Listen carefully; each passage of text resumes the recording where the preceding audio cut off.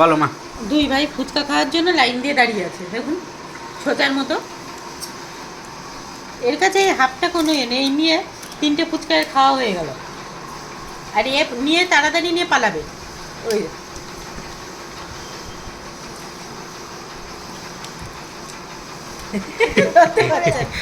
হ্যাঁ, ও নিয়ে পালাচ্ছে। ও খাটে উঠে খায়। সব কিছু টিকটারে উঠিয়ে ও একা একা খাবে। এবার ওখানে বসে বসে আস্তে আস্তে করে খাবে। আচ্ছা, খাওয়া হচ্ছে এটা কি আলু কবরি ফুচকা। আর এই যে ছোচা বুড়োদের মতো খাচ্ছে।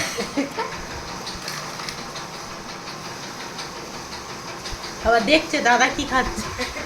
দাদা খাওয়া হয়ে দাদা খেতে খেতে ওইখানে চলে গেছে।